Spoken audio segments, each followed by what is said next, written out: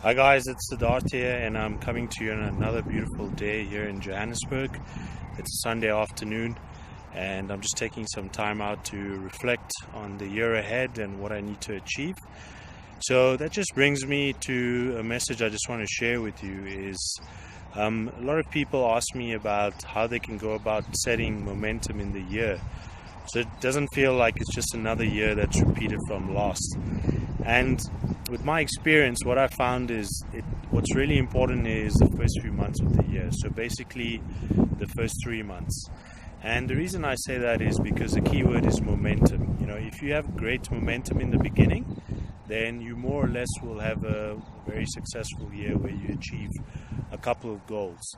So what I would suggest that you should do is you should set a couple of goals. I would say maybe 3 to 5 key main goals for the rest of the year, and you should set one main goal, which is your overriding big goal for the year.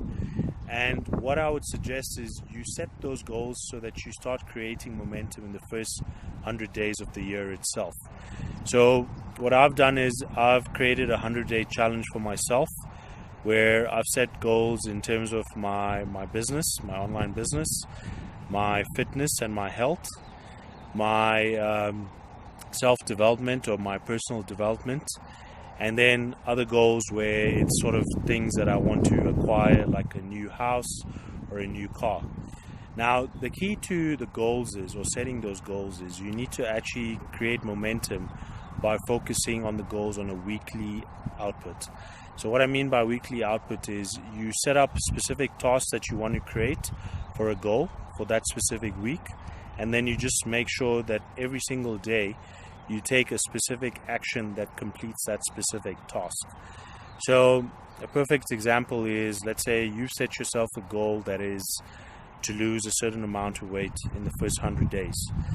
Now, what's crucial to that is obviously taking action, and an example of an action is you go to gym, let's say 4 or 5 days in the week. So that's your plan for the week, but within that specific day activity, you need to obviously set specific tasks that you're going to actually be doing for that specific day.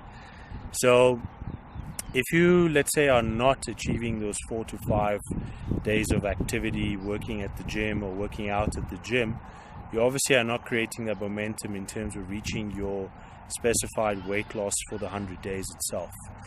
And the same can be said about an example, for example, a business or an online business where you set yourself specific tasks for a week.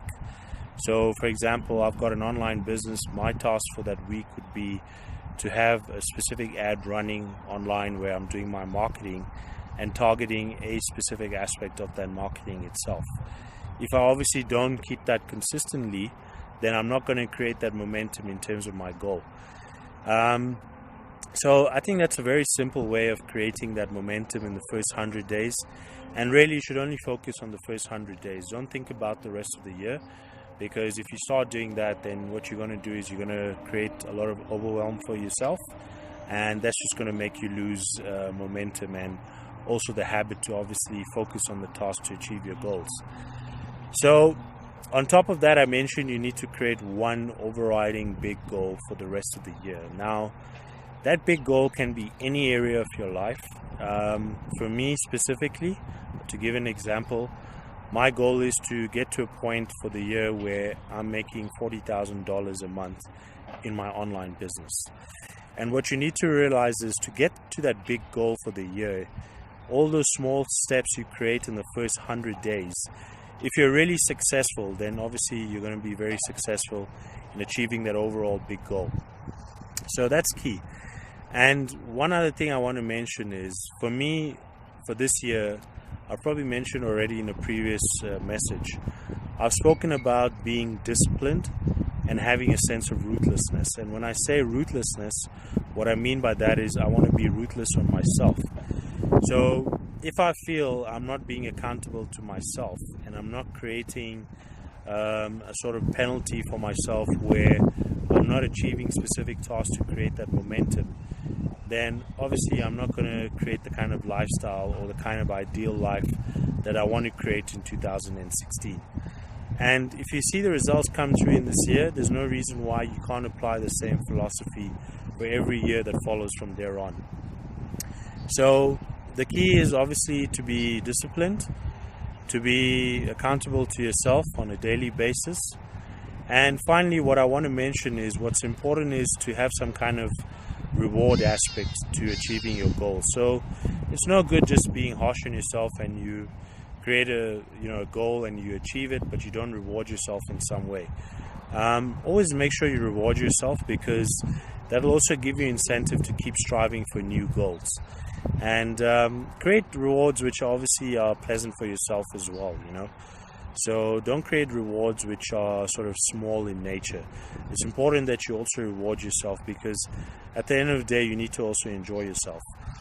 So think about that very carefully for the new year. I mean, you still got time to sort of create something within the first week of January, so that you create that momentum for yourself. And I'm pretty sure if you take the suggestions that I've provided, there's no reason why you can't achieve your goals. So wish you all the best and wish you all the luck, and create that momentum for yourself.